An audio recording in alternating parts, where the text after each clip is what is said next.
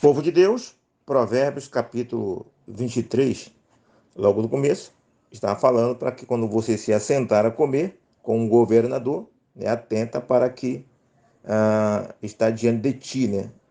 Ou seja, mete uma faca à tua garganta, versículo 3, 2, né? Não cobices, versículo 3, os seus delicados manjares, né? Que são comidas enganosas. Então aqui nós estamos vendo aqui uma orientação para um comportamento adequado e quando for comer com uma autoridade. Né? Existem ambientes que requer ética, princípio, etiqueta, é isso? E aqui está a ênfase no encontro especial aí em público com autoridade, mas é um princípio aplicado a todo e qualquer sentar-se à mesa com alguém, é isso? E com ênfase especial com alguém que é de fora.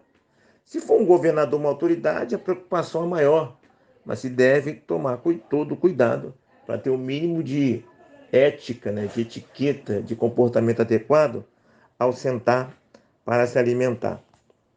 É isso? A pessoa gulosa, alguém que é glutão, normalmente não observa isso. Isso é um perigo. É isso?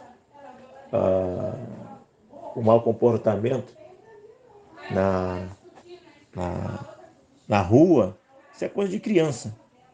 Eu já contei várias vezes aqui uma história, né? De infância, né? Sem entrar em detalhes, onde a mãe, antes de sair para comer com os filhos fora, deu aquela velha orientação, né?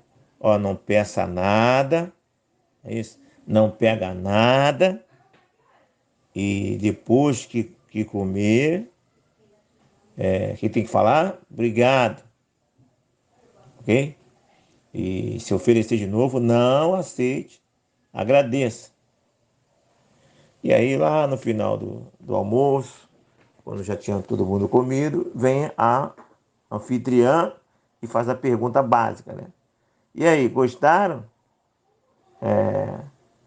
Gostamos? Né? E as crianças, sim, gostamos. Aí vem aquela pergunta. A mãe perguntou, né? E aí, como é que se fala? Já que a anfitriã fez tudo direitinho, né? Como é que se fala para a anfitriã? E a mãe esperando que as crianças fizessem, agradecessem, né? E aí, meu filho, como é que se fala? As crianças, tem mais? Ah, meu Deus, tem mais? Então, cuidado com o comportamento, comendo entre as pessoas de fora, que tudo requer uma ética, requer um princípio. Cuidado com tem mais, é coisa de grutão, coisa de criança, não coisa de adulto. Interessante aqui que no versículo 3, versículo 3, os seus manjares são enganadores, né? Manjares enganadores.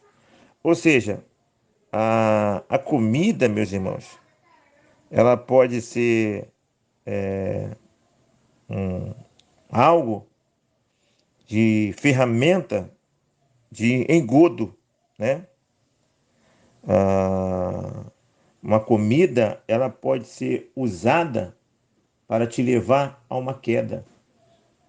Ela é uma das ferramentas, uma das iscas que levam os seres humanos à queda. Então aqui o texto é muito claro, né? Versículo 6 vai falar de não comer com os invejosos. Vamos chegar lá. Então você vê que tanto nos versículos de 1 a 3, quanto no versículo 6 e a 8, você vai ver ali a comida sendo retratada como um elemento usado por alguém para te levar ao mal, para te levar à queda. A comida usada como isca. Tem que tomar cuidado, né? Ainda mais quando é um churrasco, né, que é tão apreciado por todos nós. né? Quando a comida é gratuita, né? Quantas pessoas já caíram no laço, né? Na isca, de serem convidados a um banquete, a um local totalmente gratuito. É de graça. Aí, gratuito, que isso?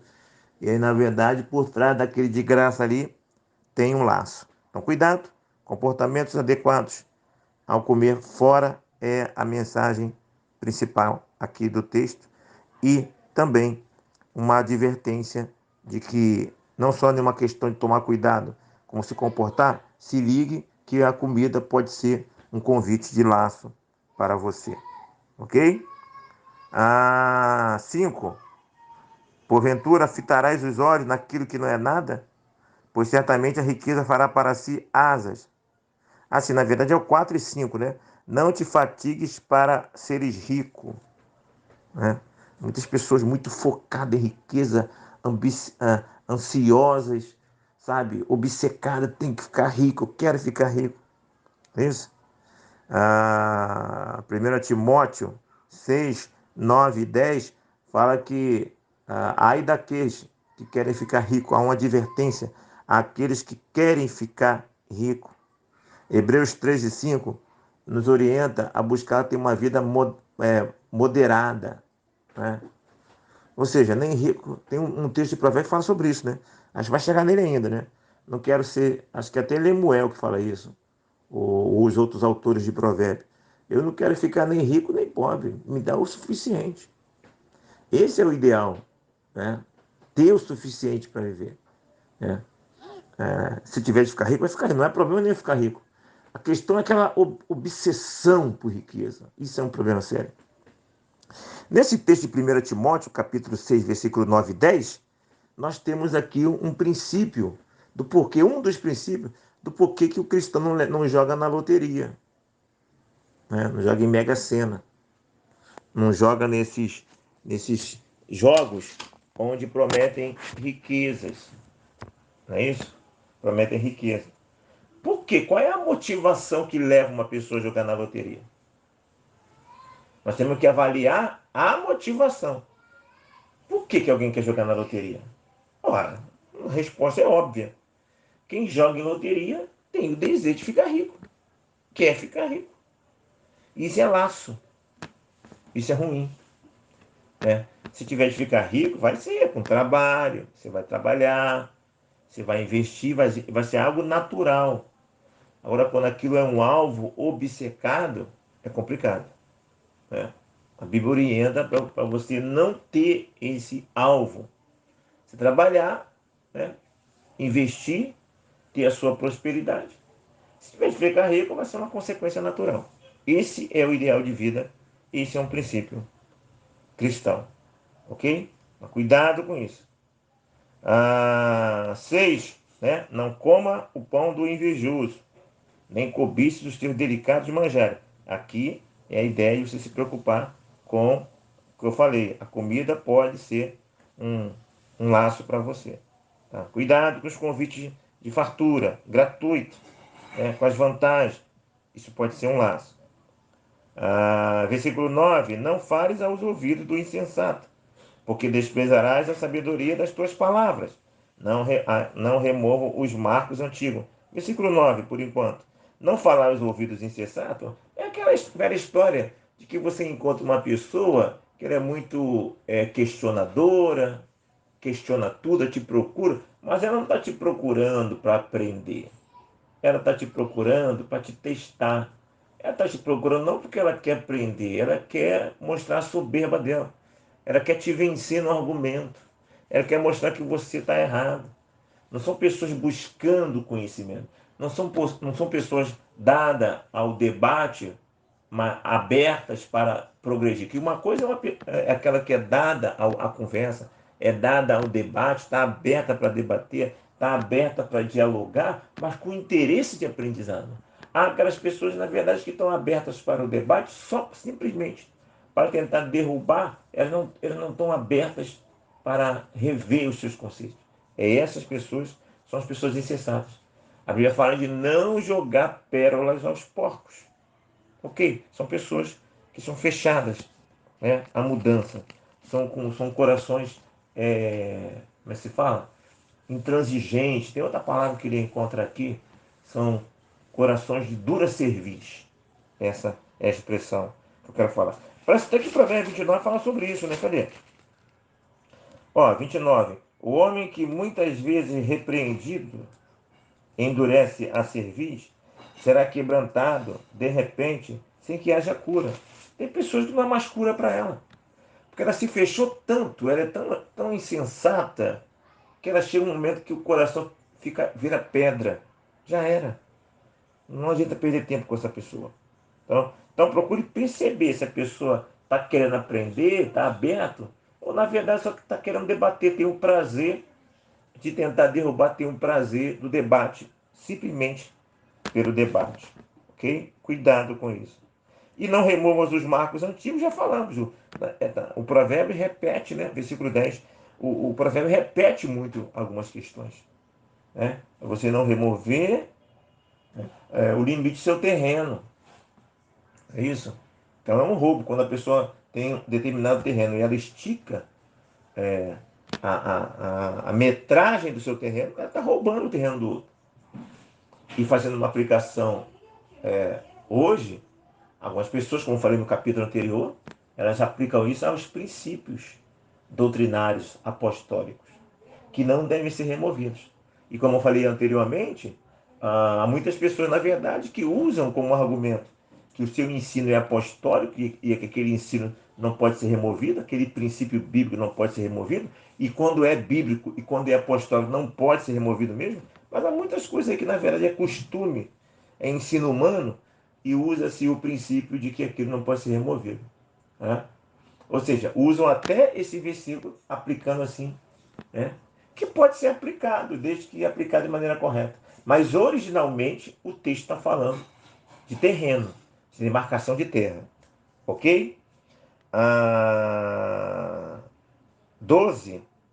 Aplica o coração ao ensino e os ouvidos às palavras de conhecimento.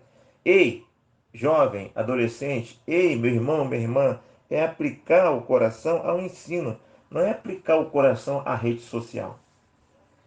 Não é aplicar o coração o tempo todo, horas e horas, com supérfluos, com besterol, com algo que faz muito rir, mas não produz futuro.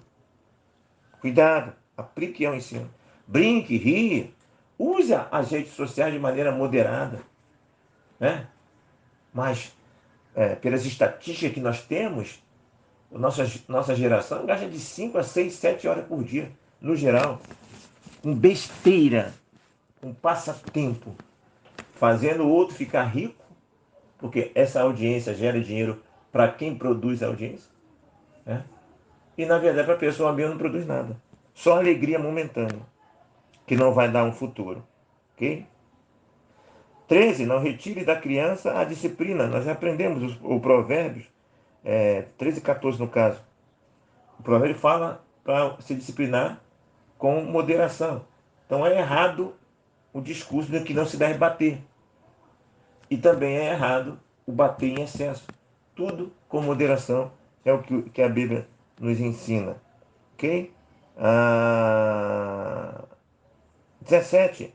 Não tenha no teu coração a inveja dos pecadores, antes no temor do Senhor. Perseverarás todo dia. Essa questão da inveja nos remete lá para a crise de Asaf, não é isso? Salmo 73, não é isso? Que vai olhar o ímpio crescendo, tendo as coisas. Poxa, o cara que é ímpio tem e eu não tenho. Aí começa a invejar. O crente começa a olhar para o não crente e ver que o não crente conseguiu alguma coisa. E fica se comparando. Não é para fazer isso. Primeiro que muitas vezes o não crente consegue de uma maneira errada, com corrupção. Segundo, quando ele consegue de maneira correta, porque muitas vezes também ele consegue de maneira correta, porque ele fez o que deveria fazer. Às vezes o cristão fica gastando muito tempo com besteira e o ímpio, na verdade, não gasta o tempo dele com besteira, ele investe, ele sabe usar o tempo dele. E aí o ímpio tem, o cristão tem, o cristão fica com inveja, fica comparando. Rapaz, faz o que tem que ser feito. Mas mesmo fazendo o que tem que ser feito, muitas vezes o cristão olha para o ímpio lá e vê que o ímpio tem mais. Por quê? Porque o cristão está olhando de maneira limitada. Ele está olhando só os benefícios dessa terra. Ele está esquecendo do benefício maior que é da eternidade. Né? Ele tem que buscar, sim, trabalhar para ter os benefícios dessa terra, porque a Bíblia orienta para que ele tenha os benefícios dessa terra, mas caso por algum motivo diversos, por motivo diverso, ele não consiga alcançar aquilo que ele desejava aqui nessa terra, ele não pode perder a visão celestial. Visão celestial é essa que o ímpio não tem. Porque os investimentos do ímpio, o que ele ganha é só para essa vida passageira. E no final, a questão é o final de tudo. Mais uma vez, Romanos 8,18. Porque para mim tenho que as aflições desse tempo presente não são para comparar com a glória que em nós há de ser revelada. Não é isso? Então, cuidado. Olhe as coisas de maneira ampla, não de maneira reduzida, como muitas vezes o salmista fez, o Asaf fez, e muitos de nós fazemos. Tenha uma visão ampla do negócio. Avalie o pacote como um todo. Né? Uma coisa é o momento, outra coisa é o final daquele momento. Versículo 20, não esteja entre os bebedores de vinho, nem entre os comilões de carne. Versículo 21, porque o beberrão e o comilão caem em pobreza, e a sonolência vestirá de trapos o homem. Aqui é, como já falamos no outro capítulo, uma exortação ao exagero. Porque na cultura judaica beber vinho é normal. Aqui é aquele que é exagerado, aquele viciado, aquele que não é moderado. Quem é viciado, quem não é moderado, vai cair em desgraça. E num contexto evangélico hoje, né, até pela má fama que a bebida tem, né, o ideal é se afastar completamente, nem mesmo em moderação. Porque isso vai causar escândalo, vai causar mal-estar. Então, o ideal é afastamento. Biblicamente falando, o beber moderado não seria problema. O problema é a pessoa conseguir beber moderado. E mesmo que beba moderado, a bebida está associado a adultério, está associado a briga, à morte, sabe? Ao hedonismo. Ela tem uma associação muito negativa. O ideal é que seja afastado completamente, até mesmo sem moderação. Ok? 22. Ouve a teu pai que te gerou e não desprezes a tua mãe quando vier envelhecer. Orientação para os filhos. Não desprezar a mãe, pensando logo em quê? Em asilo. Não desprezar a mãe, pensando logo de quê? Em achar que sabe tudo, que vive no mundo tecnológico, achar que sabe tudo mais do que a mãe. Não a despreze, cuide dela, porque ela não depende só de casa, né? De um asilo que dê comida, dê uma boa cama, dê conforto. Ela necessita do teu carinho, da tua presença, e não do seu, do seu bem apenas. Não é isso? Então,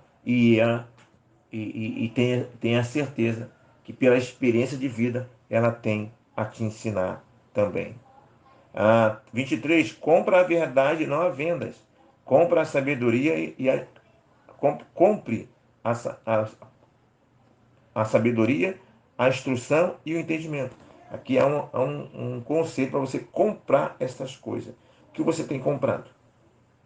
O que você tem gastado seu dinheiro? Hoje, a pessoa pode estar apertada, dura, mas se o celular quebrar, ela vai dar um jeito para comprar o celular de novo. Ela não fica sem celular. É isso? Ela não fica sem rede social. Então ela dá valor à rede social. Não é isso? O que você tem comprado? Se for na tua casa, se analisar na sua casa, esse é até um filme de curta-metragem que eu tenho, avaliar o que você tem gasto nos últimos anos. Será que eu vou encontrar o dado, a estatística, a comprovação de que você investe no seu conhecimento? Ou o seu investimento é só em vaidade? Faz uma análise dos gastos que você tem e vê o que você gasta em conhecimento e vê o que você gasta em supérfluo, em vaidade, em coisas que é para esse mundo só. Com certeza, de 10 pessoas que for fazer esse teste, 7 a 8 vai ficar reprovado. Porque a gente gasta muito para esse mundo e gastamos pouco de investimento para o mundo, para a vida eterna. Isso é uma triste realidade. 26. Dá-me, filho meu, o teu coração, e os teus olhos se agradem dos meus caminhos. Lembrando que lá no começo, a sabedoria ela é personalizada. A sabedoria é o conhecimento e a sabedoria também é o próprio Deus, que é o dono da sabedoria, é o criador da sabedoria. Então, filosoficamente, a sabedoria te faz o convite, dá o seu coração. E diretamente o próprio Deus te faz o convite, dá-me o teu coração. Não dê o seu coração para a vaidade, não dê o seu coração para a rede social, não dê o seu coração para aquilo que é passageiro. Dá o teu coração para o eterno, para aquilo que é eterno. Ok? E depois ele vai falar mais uma vez da prostituta, né? Pois a cova profunda é prostituta, é poço estreito a alheia. Ok? 28. Ela, como salteador, se põe a espreitar e multiplica entre os homens os infiéis. Viu? Então, está falando aqui, mais uma vez, do perigo de se envolver com a prostituição.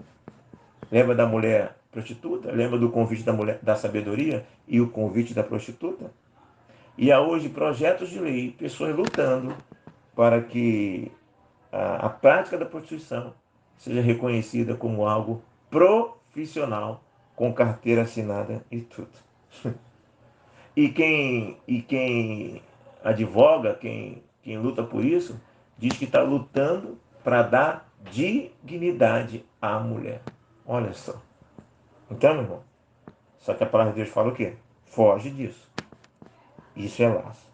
E por fim, né, vai mais uma vez falar da questão do vinho, não é isso? Da pessoa dada ao vinho, né, ao alcoolismo.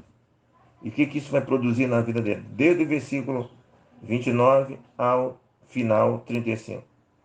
Vai produzir pesares, rixa, queixas, feridas, é isso? Vermelhão nos olhos. Né? Tudo isso vai provocar na vida da pessoa. Vai provocar morte, né? E perversidade. Aqui é uma lista do 29 ao 35 até o final. É uma lista de consequências de quem se envereda pelo caminho do vício da bebida. Ok? Aqui então, Provérbios capítulo 23. Pense em todas essas coisas e que Deus nos abençoe. Se não inscreveu no canal, se inscreva, ajude o nosso canal. Aqui, Pastor Renê.